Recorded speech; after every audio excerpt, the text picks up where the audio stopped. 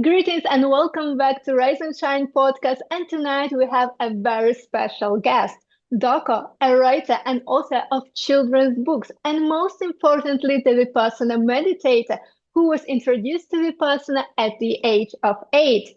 Doko, so nice to see you and welcome to our podcast.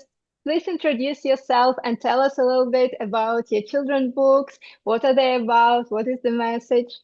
Hello, thank you. First of all, thank you for having me. And yes, my name is Daka. I'm from Mongolia, and I live now in USA.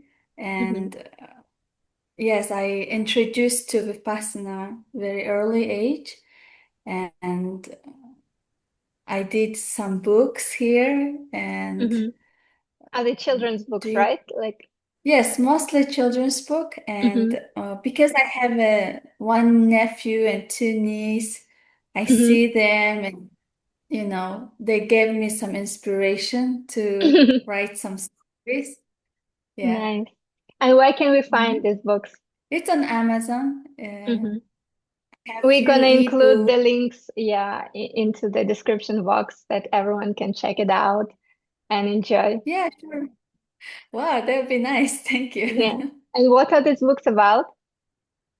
So, special about one book was it's a boy rabbit boy. hmm And his name is Tegush. And so Tegush is my nephew's Polish name. So Tegush, the rabbit, is exploring the world. He heard a story from his uncle, a seven wonder in the world. So he wants to explore the places. hmm And along the way, he learns the life, hardship, friendship, and more about himself. And so, yeah, it's more adventure and plus, you know, finding about himself. And yeah, so Beautiful. it's, Thank you. Thank you for bringing these wonderful stories to life and educating our children on how to be yourself, how to find your path, etc. And I'm sure everyone will enjoy this book. So we are putting it in the description box below. And today, the main topic for me will be your path of Vipassana because we met on Satipatthana Sutta not so long ago. And I was blown away by your story because I love Vipassana so much, so deeply was impacted by this path. And for me, I think it's such an important topic to talk about how children can be introduced to the practice and maybe, blown away all the myths surrounding it, that maybe it's too early for children, they won't understand, it will be difficult, it will be useless. So that's why I'm so excited to have you here. So please share your story, how you were introduced to Vipassana at the age of 8. How was it happening even? How was it possible? yeah. So Mongolia is a Buddhist country, right? So Mm-hmm, it's a Mahayana tradition and a little bit different than Vipassana. But when Vipassana came to Mongolia, Mongolians were kind of welcoming. Like they were going crazy about Vipassana because they heard it's a meditation from Buddha. He enlightened through this mm-hmm, meditation. So everyone wants to practice. And so one of my family member, my aunt, was the first person who introduced to Vipassana, like early 90s. mm-hmm. And yeah, that's she actually introduced to me and my sister and my Well, cousins. So your all aunt, my aunt, beautiful. yeah. What did she say to So you? Like at the age of 8, she came to you, and what did she say? Like, there is a meditation so practice. at the Don't you age want I to? already know what is Buddha's teaching. I Mm-hmm. know meditation and all that. But Wow. she came one said, there is a meditation 3-day course. Do you want to join? From my sister and me and my other Mm-hmm. cousins. And we were like, yes, I want Oh, to. not knowing what we're gonna do. So, Mm-hmm.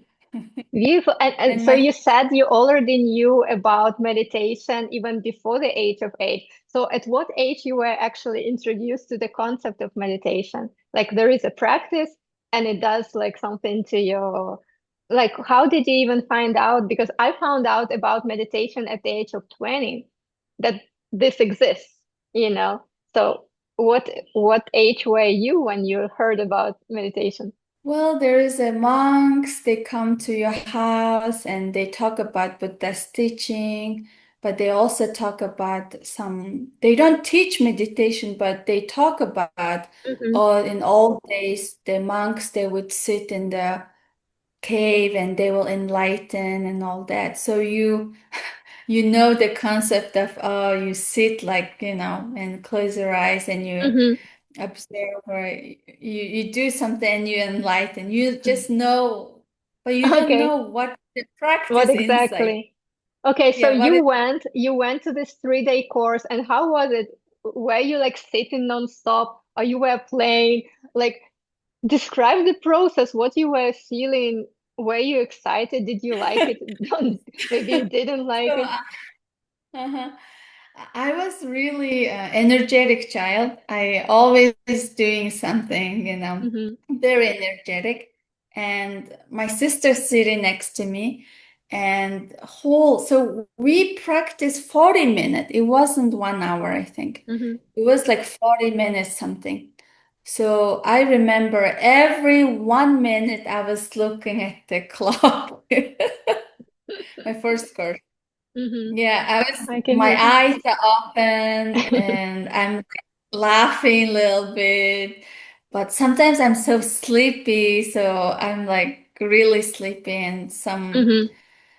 manager or they would come and wake me up. And my first course, I had no idea. But what Maybe make like you the come back? 30, actually it's more friendship. At the kids course, a lot of kids come and you make a friendship, right? Mm-hmm. So, oh, we're gonna like, join this camp thing and we play a lot. There's a lot of kids. Okay, the meditation part is a little hard, but it's okay. I will go again, like Mm-hmm. that. So what So it's were made, difficulties like beside falling asleep and feeling restless? Were like some other difficulties? Were there like difficulties understanding why you're doing this and what exactly you're supposed to be doing? so after we go back home, my sister started to practice at home and she would really serious. Mm-hmm. And I would ask her, why are you doing that? You don't need to do it at home or like that. But my sister, she understood it's gonna give her like a really good concentration. And she already knew she's a little older than me. Mm-hmm. So it made me curious because she was practicing almost every day. And my aunt will come on weekends and we will sit together for like Mm-hmm. evening together.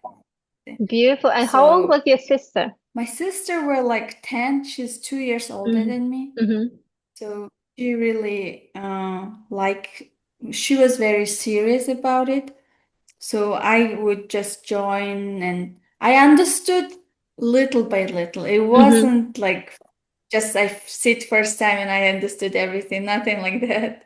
Mm-hmm. Then I took every summer, every winter vacation. They always did kid course. So Mm-hmm. in a year, I would sit like 3, 4 children's course. Beautiful. And so you're saying that step by step you were starting to understand more and more what it gives you.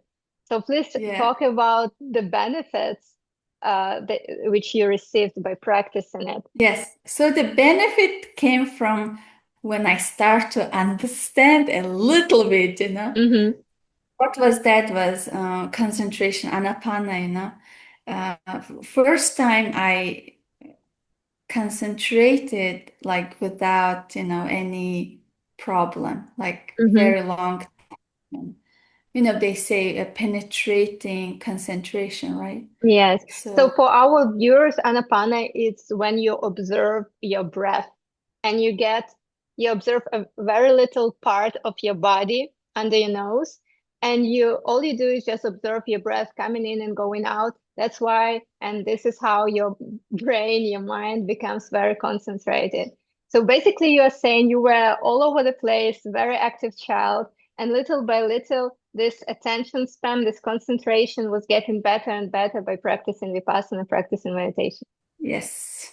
Beautiful. And you know, the Soviet, we are from Soviet country, Yes, we right? are Soviet Union When people. we were little, when I was little, that was the most hard time, early, like the 90s, Hmm. early 90s, mid 90s, and the childhood that time in our country, it was difficult moment.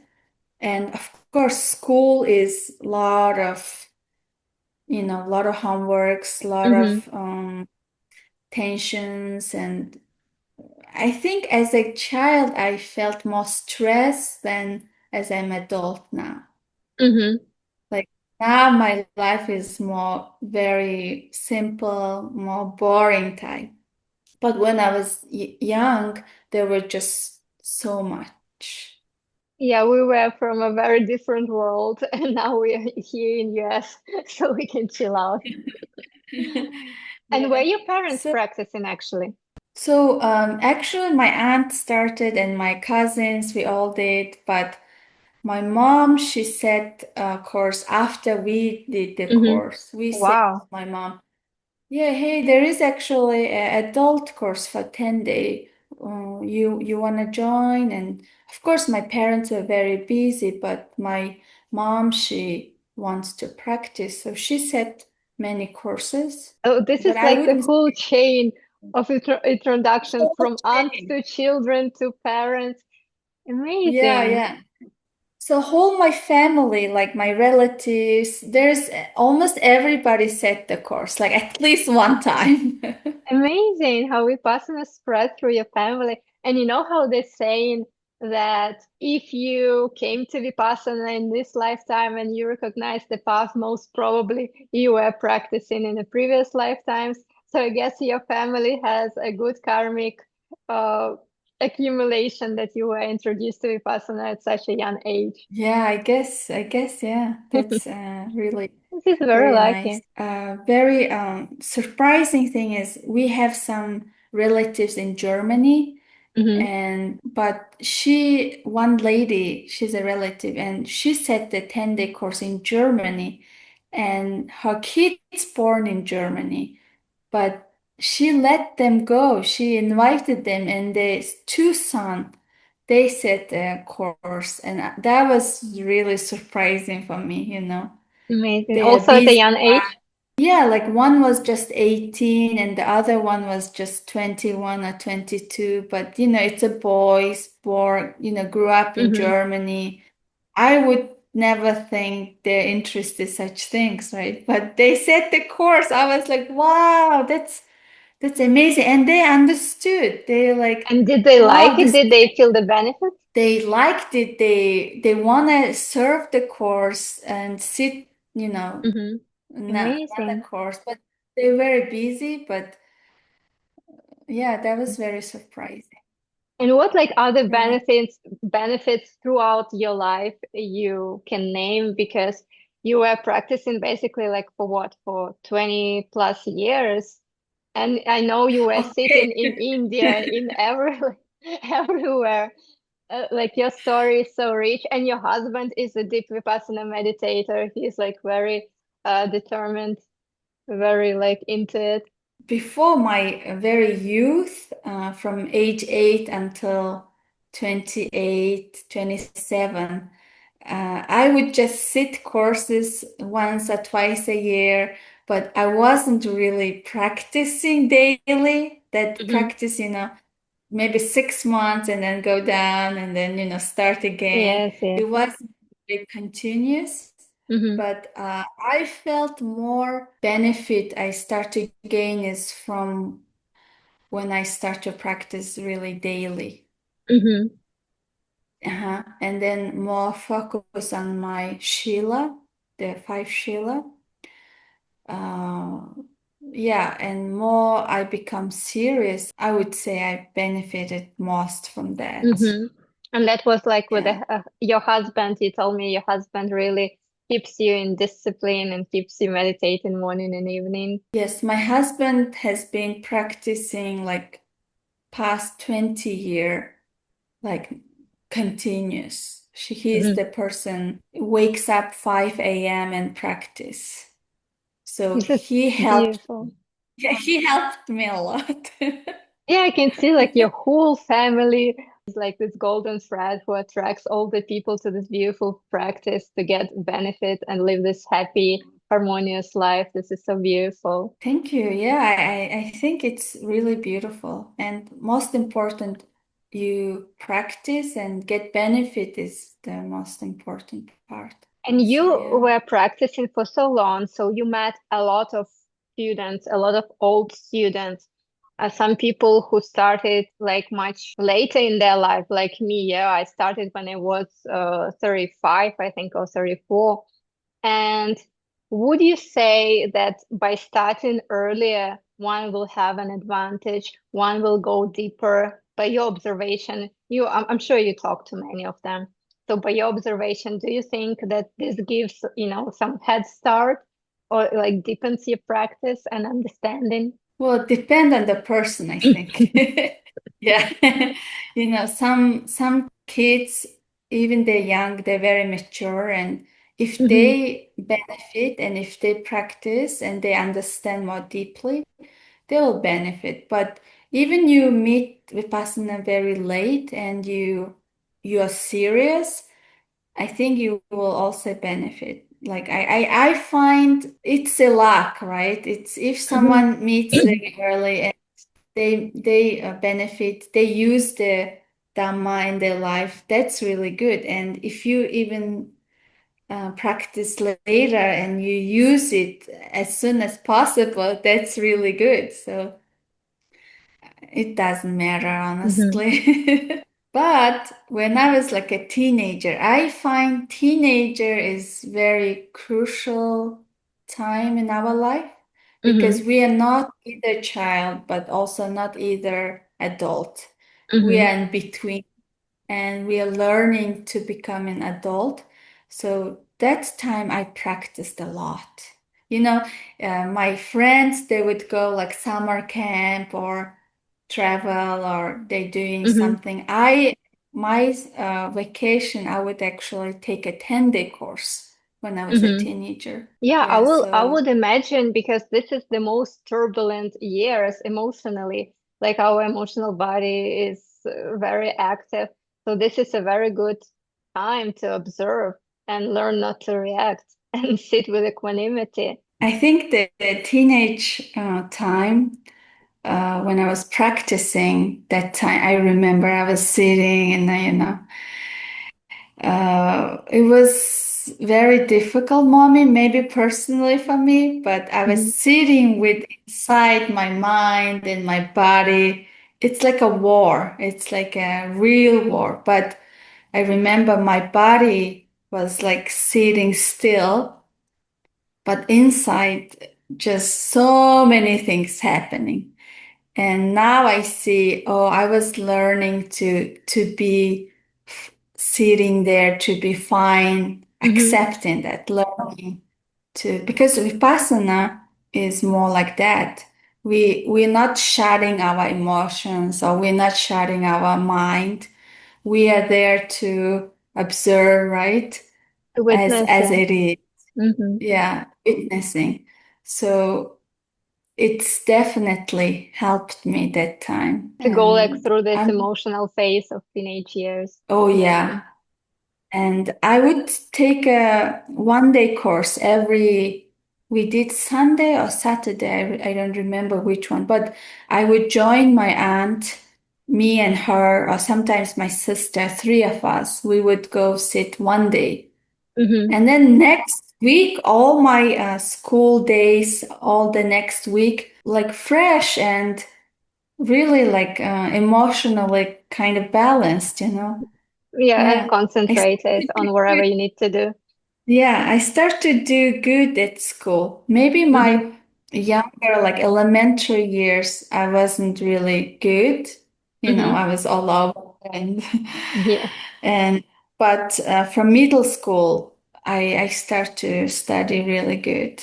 And you think So, this thanks to Vipassana? oh, 100%. I'm Mhm. very grateful for going KG, I have all goosebumps. our teachers. Yeah, Hmm. all our teachers. And to summarize the benefits that you gained from Vipassana, it was a deep concentration. You were able to focus on your homework, on your school, and you were able to be present and observe with equanimity your emotions, which helped you to go through your teenage emotional turbulent years and be more balanced and present. You This just is summarized.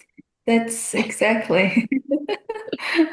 this is amazing. And okay, maybe the last question is about like the structure of children course. If some viewers of ours are wanting to send their children to a children course, what will they expect from it? Will they be taught like methodology? Will they be sitting in meditation all the time? Will they be playing? Can you please tell us a little bit about it? I think kids' courses are very balanced because they give time to play, know each other, and very good diet, Mm-hmm. vegetarian diet. Mm-hmm. And we practice only anapana in kids' course. Mm-hmm. And we're not practicing 11 hours a day, but Yeah. we are more like, group sits we have. So Mm-hmm. it's like 3, 4 times a day we Mm-hmm. practice. So it's very balanced. It's really good for kids. Will They have they a be team. taught like I don't know the history of Vipassana or anything beyond just the structure of meditation? Oh yeah, they have a evening this course, and Mm-hmm. it's they show the Buddha's teaching. It's come from Buddha, and it's spread all over the world, and it started in India. A little bit story Mm-hmm. about going. So you will learn all the history of Beautiful. Vipassana. It sounds like a Yeah. lot of fun and benefits all together combined. Amazing. Mm. And what Yeah. will be your last words of encouragement you want to tell our viewers about Vipassana, about doing Vipassana and practicing from such young age? Kid course would be, I think, someone who practiced themselves.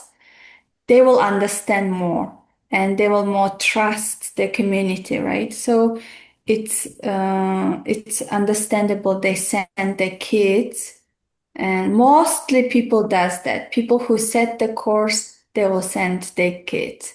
I don't know if you never set yourself the 10-day course and sending your kid, you know, But that's I don't know. exactly your story. Your mother never said the 10-day course. You were Yeah, first, I and then think you they trusted my aunt.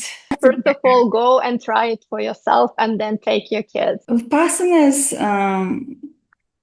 is a beautiful practice, of course. It's not like something we take it lightly. It's very serious practice, I think. Yeah. Yeah, And more you give yourself, more you get benefit, I find. true. Right? Mm-hmm. So, and then more you become serious student, you follow the Sheila, you follow the precepts, and then you give more time to 10-day courses or longer courses. I think it's a path you go along.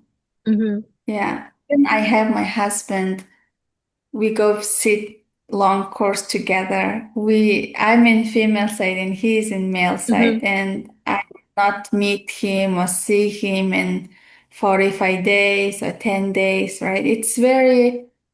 It's more individual, and also it's singly in your mind. It's a very secretive also, Mm-hmm. Sacred, yeah. sacred or secretive, yeah. It's not something you do with your body and dun dun Mm-hmm. dun dun dun. It's very inside your mind. Yeah, it's a deep work. It's not a magical pill, but it's a path of deep dedication and deep work on yourself. Yeah. however long it takes. Yes. So more you surrender your mind, I think you deeper understand. Hmm. So yeah. I think Thank you, every thank you.